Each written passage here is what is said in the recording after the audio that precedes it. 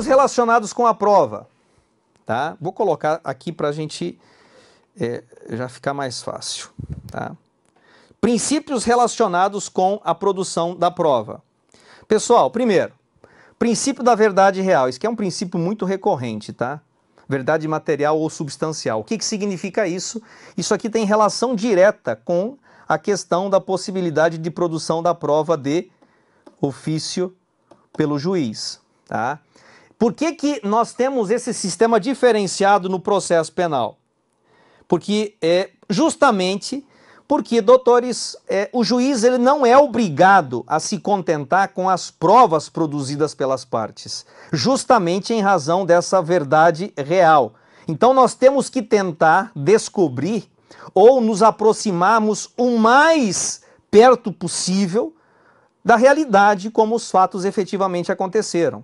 É diferente de um sistema formal que vigora no processo civil, por exemplo, em que o juiz ele simplesmente se limita a julgar a partir das provas produzidas no processo. Tá certo? Tá? Eu também aqui não vou discutir se essa verdade real está superada, se hoje o nosso sistema acusatório é um sistema acusatório puro, portanto, essa verdade real é uma falácia. Eu não vou entrar nessas discussões aqui.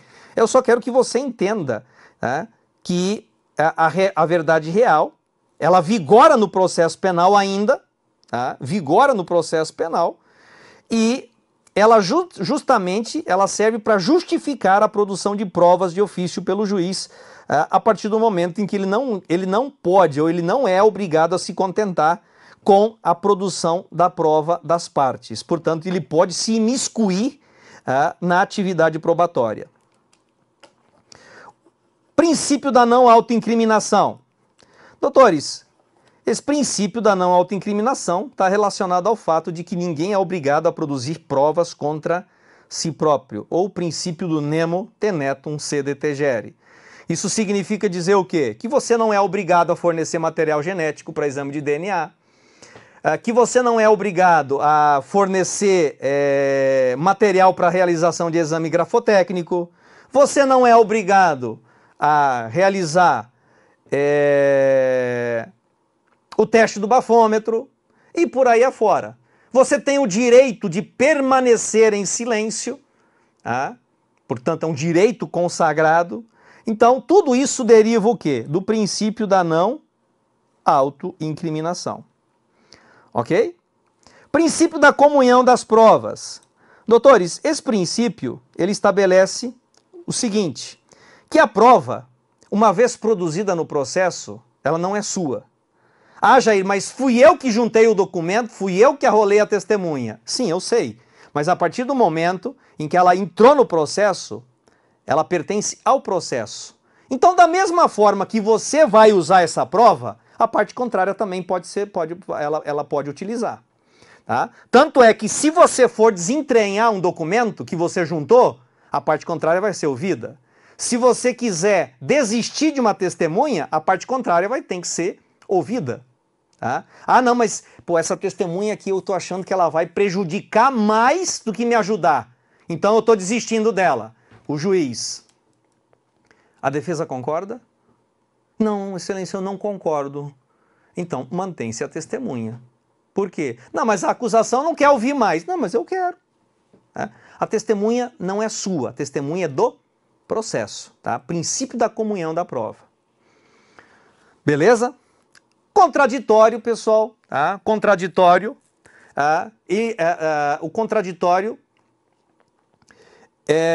significa, tá? Significa que você tem que ter a oportunidade de se manifestar, você tem que ter a oportunidade de questionar, de se opor e principalmente você tem que ter acesso a tudo aquilo que a parte contrária faz. Tá? Tudo aquilo que a parte contrária faz. Tá certo? Princípio da oralidade. Gente, olha só.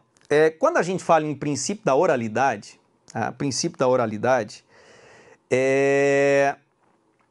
ele também tem tudo a ver com a questão do contraditório, mas eu estou me referindo de forma mais específica aqui aos atos processuais praticados na audiência de instrução e julgamento.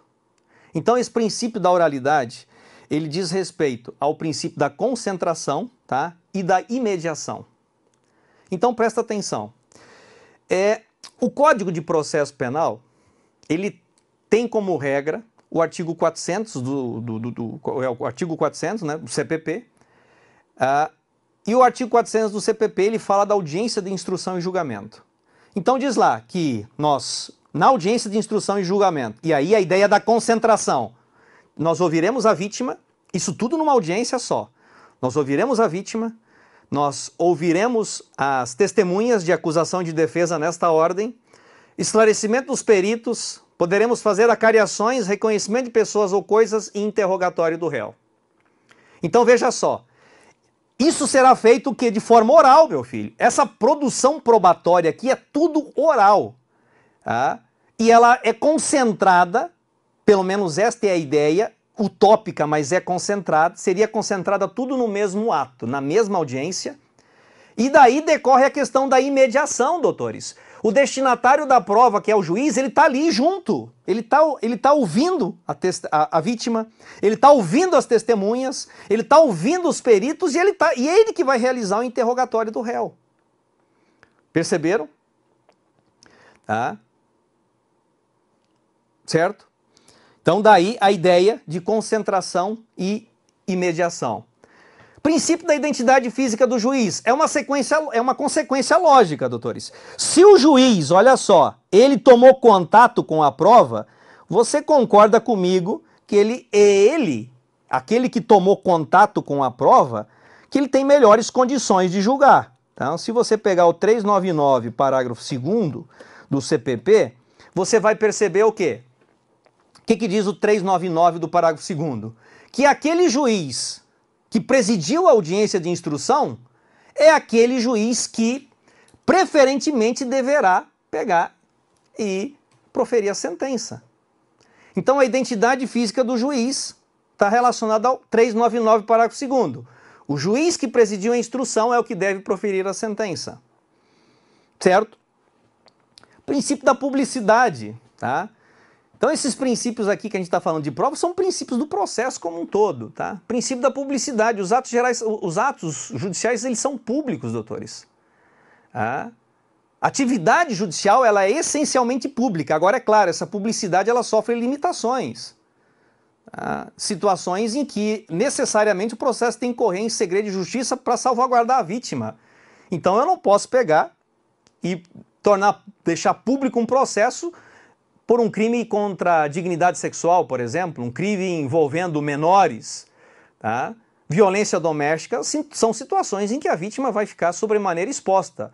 Então esses processos, eles correm em segredo de justiça. Portanto, o princípio da publicidade, está lá no artigo 93, inciso 9 da Constituição Federal, ele é mitigado, tá? Princípio da autorresponsabilidade das partes. Meu filho, você é responsável pela prova que você produz. Isso significa dizer o quê? Que você pode estar produzindo a prova, mas ela pode ser usada contra você também. Então, a partir do momento que você fala para o teu cliente assim, olha, no momento do interrogatório você vai permanecer em silêncio, a responsabilidade é sua. Então, você vai ter que arcar com as consequências disso. Tá? Eu vou explicar para vocês daqui a pouco, vou falar sobre interrogatório. Beleza?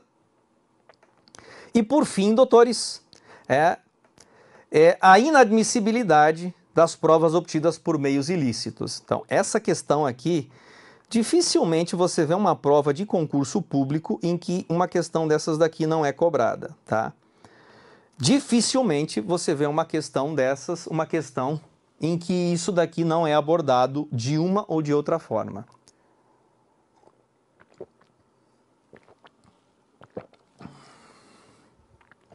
Então, presta atenção. Doutores, deixa eu tirar esse daqui por enquanto.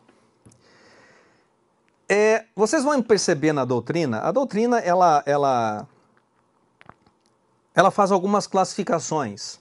Tá? Eu trouxe uma delas aqui, tá? Não que eu seja fã, que eu concorde, Mas apenas para você ter essa noção, tá? Então a doutrina, ela diz lá que nós temos um gênero de provas ilegais, e desse gênero de provas ilegais nós teríamos as ilícitas e as ilegítimas. O que seria uma prova ilícita? É aquela onde você tem uma violação direta ou indireta à Constituição Federal. Por exemplo, você pegar e não conceder a oportunidade do interrogatório. Você não ouviu o réu, ou você ouviu o réu sem a presença de um advogado. Tá? Isso é uma violação direta ou indireta a preceitos constitucionais. Então, isso seria uma prova ilícita. Uma prova ilegítima, doutores, seria aquela violação a disposições legais, ou seja, que não tenham nenhum reflexo constitucional. Por exemplo, quando você não tem um perito oficial, o laudo pericial tem que ser subscrito por 2 peritos leigos. Um perito não serve, tem que ser 2. Então, o laudo subscrito por um perito leigo seria uma prova ilegítima. E por que você diz que isso aqui é besteira? Não, doutores, não estou dizendo que é besteira. Isso aqui pode até cair perguntando esses conceitos aqui, ó. A verdade é, pessoal, que o nosso CPP, ele vai tratar isso tudo como prova ilícita, tá? Tudo como prova ilícita lá no artigo 157. Ele vai tratar tudo como prova ilícita. Então, para eu pegar e resumir isso daqui, uma concepção mais simples, o que seria uma prova ilícita então para ti, Jair?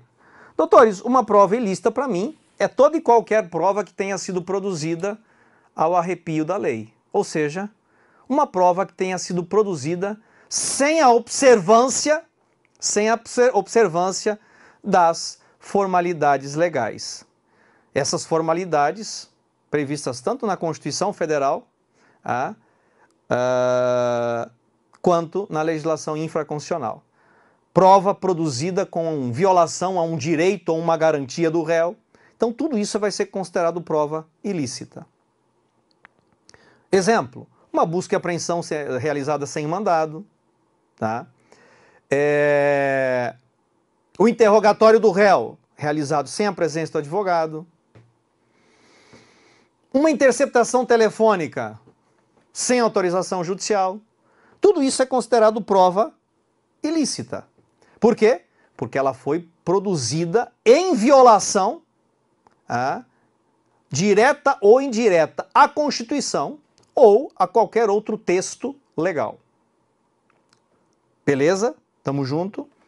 Ok, doutores, agora presta atenção aqui. Tá? Vamos supor o seguinte, gente. Vamos supor que haja uma interceptação telefônica. Deixa eu fazer assim. Eu tenho uma interceptação telefônica, certo? Tá aqui uma interceptação telefônica. Ok. A partir das informações colhidas nesta interceptação telefônica, foram obtidas outras informações, e eu cheguei à conclusão, doutores, a um determinado endereço. Então, a partir dessa interceptação telefônica, eu consegui descobrir o endereço, um determinado endereço, e aí o que foi que eu fiz? Eu, doutores, na condição de delegado, fui lá e representei ao juiz para que então expedisse um mandado de busca e apreensão. Tá? Então, busca e apreensão.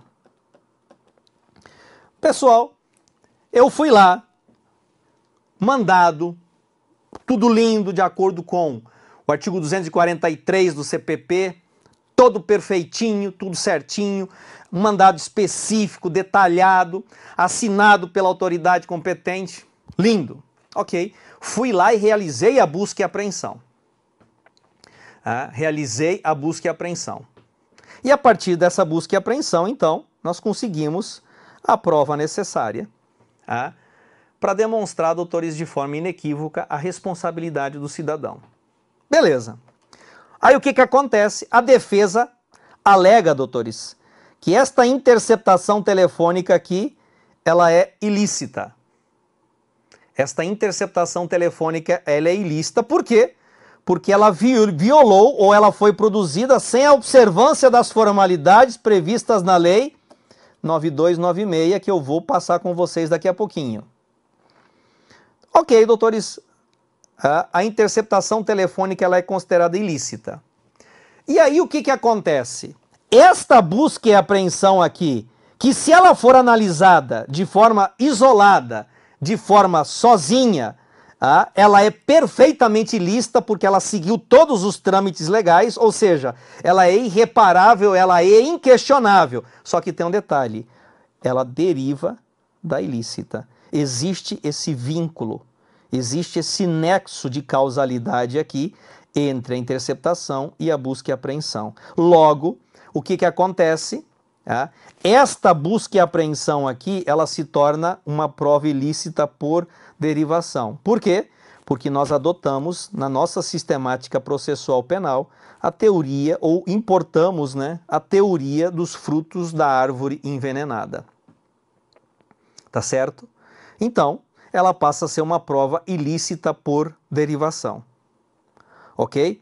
A não ser que você consiga promover o rompimento do nexo causal entre a prova ilícita e a prova derivada. Pô, Jair, como assim realizar o rompimento do nexo causal? Vamos supor, doutores, que eu consiga demonstrar que este endereço aqui, ó, onde foi realizado o mandado de busca e apreensão, ele possa ser obtido por uma fonte independente, que ele não surgiu da interceptação telefônica, porque depois, quando eu estava ouvindo a testemunha X, por exemplo, a testemunha X fez menção a este endereço aqui do mandado de busca e apreensão. Então você consegue perceber aqui que eu demonstro que houve o quê? O surgimento da informação a partir de uma fonte independente. E aí eu rompo o nexo causal com a interceptação telefônica que era ilícita. Logo, eu posso pegar e determinar, então, que esta busca e apreensão, ela é lícita, porque ela está derivando de uma fonte independente. Uma outra situação, para você romper esse nexo de causalidade, seria a descoberta inevitável, que também é uma teoria importada da sistemática americana, doutores, a partir de um caso concreto, não é? Onde a descoberta, doutores, da prova, ela era inevitável. Pô, Jair, me dá um exemplo. Eu dou.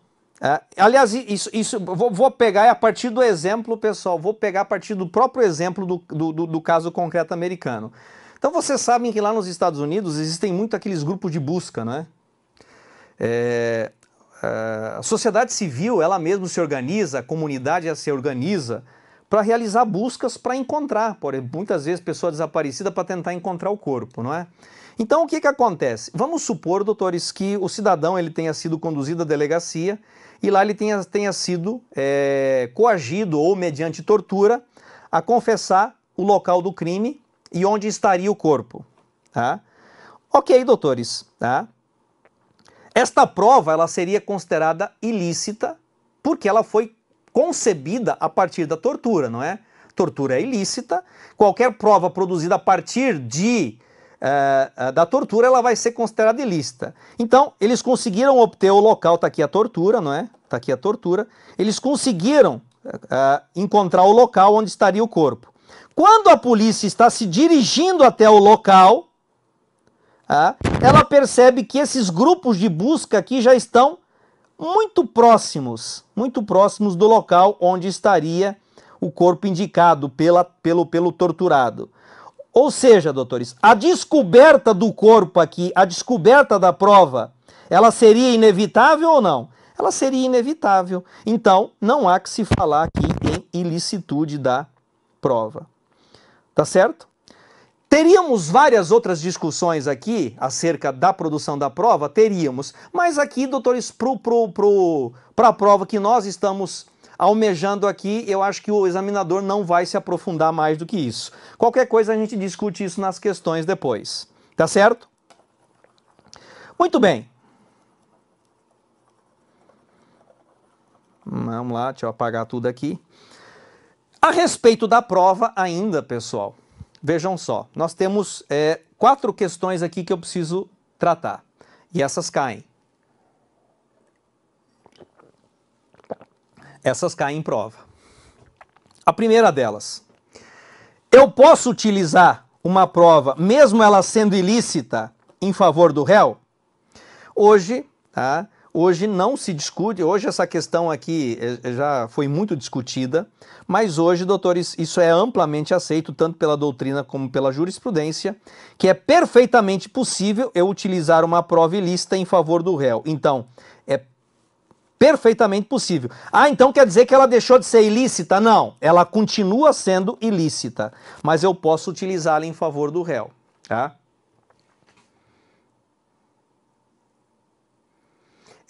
Rebeca, vou comentar já já essa questão da agenda telefônica, tá? Vou comentar já já essas questões mais recentes da jurisprudência, tá? Porque vocês vão entender uma coisa, pessoal. Você acessar o WhatsApp sem autorização é uma coisa. Você acessar a agenda telefônica é outra coisa. São duas realidades completamente diferentes, tá? Você acessar a agenda não importa, isso pelo menos é o que ficou entendido, né? Que isso não importa em violação do sigilo das comunicações telefônicas, tá? A outra coisa é você acessar e-mail do cara. Aí são duas realidades diferentes, viu, Rebeca? A gente já vai entrar nessa questão aí, tá? Beleza? Então, utilização de prova ilícita em favor do réu. Utilização de prova ilícita em favor do réu, posso usar? Sem problema nenhum, doutores. Poxa, me dá um exemplo, que eu já li tanto sobre isso, mas eu não consigo idealizar um exemplo. Doutores, imaginem vocês o seguinte, tá? Vamos pegar a Rebeca aqui, porque quem conversa comigo sempre vira material didático, tá? Então, vamos supor, doutores, a Rebeca é gerente de banco, tá? E ela é visitada por um grupo especializado em assalto a banco, e ela é coagida, doutores, coagida nos seguintes termos: olha, você vai nos ajudar assim, assim, assado, porque senão seus filhos morrem, seu marido morre, nós sabemos onde você mora, onde sua família mora, a gente vai matar todo mundo. Então, e se você chamar a polícia, além da família, morre você também. Tá? Me parecem bem convincentes, não é? Doutores, diante disso, o que a Rebeca faz? Tá? A Rebeca, ela pega e pede para que uma terceira pessoa faça a gravação das conversas telefônicas dela, ou seja, faça essa interceptação das conversas telefônicas dela. Tá certo? Muito bem. Né? A Rebeca, ela acaba ajudando os bandidos e, é claro, doutores, entra na associação criminosa, passa a responder pelo roubo. E aí, qual é a única prova para ela demonstrar que ela foi coagida, ou seja, que não havia exigibilidade de conduta diversa, que seria a tese defensiva alegada por ela? A única prova que ela tem é uma interceptação feita sem autorização judicial. Então eu posso utilizar ao meu favor? Posso. Ela continua sendo ilícita, mas eu vou poder utilizar ao meu favor. Tá? Percebeu o exemplo? Beleza. Tá? Então, posso utilizar em favor do réu? Posso. E o contrário, doutores? E o contrário? Tá? Então, hoje a gente admite uma prova ilícita ser usada pró-réu. Mas eu poderia utilizar uma prova ilícita pró-societate? Ou seja, para condenar o réu? Veja só. Né?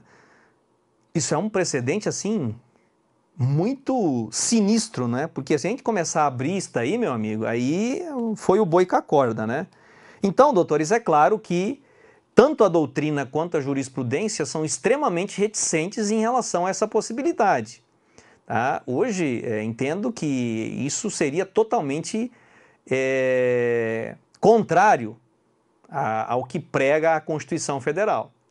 Tá? Então, não seria possível. Agora, veja só.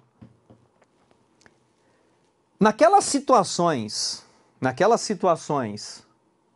em que o cidadão estaria se protegendo atrás das garantias constitucionais para a prática de crimes, ainda assim eu não poderia?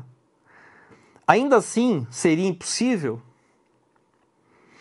Olha só, e aí entra a questão da interceptação de correspondência em presídio, tá? Veja só, doutores, o STF entendeu que é possível você utilizar a interceptação, tá, de correspondência em presídio quando ficar evidenciado, sem autorização judicial, então ele admitiu a prova, mesmo ela sendo ilícita, quando ficou evidenciado que o cidadão, doutores, o reeducando, não posso chamar de PEBA porque é depreciativo, né? O cidadão em conflito com a lei, pronto, o reeducando, ele, doutores, ele estava se valendo das garantias constitucionais da inviolabilidade do sigilo da correspondência para praticar crimes. Então entendeu que o diretor do estabelecimento prisional, havendo fundada a suspeita de que ele está se valendo dessa garantia constitucional, ele pode abrir a carta? Pode. E essa prova pode ser utilizada contra ele? Pode. Seria possível. Tá? E por fim, nós temos uma última questão aqui, que é bem legal, que fala sobre o princípio da serendipidade. Pô, Jair, o que é isso? Tá? Parece que tem a ver com serpente, né? Não, não tem nada a ver. Pessoal, veja só. Vamos supor que eu esteja realizando uma interceptação telefônica,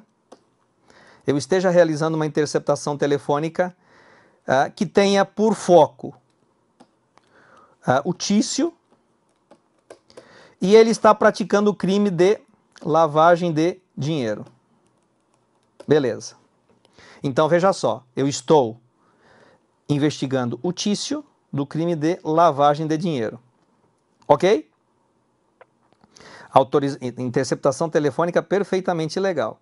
A partir desta interceptação telefônica, onde eu estou com este objetivo aqui, eu descubro, doutores, que o Mévio também está envolvido e que aqui nós temos, doutores, um outro crime envolvendo, por exemplo, uma organização criminosa, latrocínio e outros crimes. Eu pergunto, pessoal, essa interceptação telefônica que foi inicialmente deferida para isso daqui, ela pode pegar e depois também ser utilizada contra este boneco aqui, e também em relação a estes crimes aqui? Pois é isso que diz o princípio da serendipidade. O que significa isso? É a descoberta, doutores, eventual ou ocasional de provas. Podem ser utilizadas? Podem, tá? Podem ser utilizadas sim, tá? Então, guarda isso, rapaz. Guarda isso, meu filho, que isso aqui é importante. Isso aqui eventualmente pode cair, tá? Isso aí pode cair na sua prova. Tá certo? E para finalizar aqui esse ponto, tá? Doutores, é possível nós trabalharmos com a questão da prova emprestada no processo penal? A prova emprestada ela está regulamentada no Código de Processo Civil. Tá? É admissível lá no processo civil sem problemas. Tá? E no processo penal admite-se a prova emprestada? O que é a prova emprestada, pessoal? Pessoal, por uma questão de celeridade processual, de economia processual, então muitas vezes você pega a prova de um processo e é utilizado em outro processo. Pô, Jair, isso é possível? Doutores, é possível. Presta atenção aqui, ó. De acordo com o STJ, uma vez garantido às partes do processo contraditório e ampla defesa por meio de manifestação contra o teor da prova emprestada, não há vedação para a sua utilização, ainda que não exista identidade de partes com relação ao processo no qual foi produzida. Então, isso aqui é relativamente recente, tá? Relativamente recente. Então, doutor, isso aqui para demonstrar para vocês que é perfeitamente possível a utilização da prova emprestada. Você pegar a prova de um processo e utilizar ela em outro processo, desde que seja garantido o contraditório e a ampla defesa, tá? Desde que seja garantido o contraditório, que seja possível, né, a garantia do contraditório e da ampla defesa.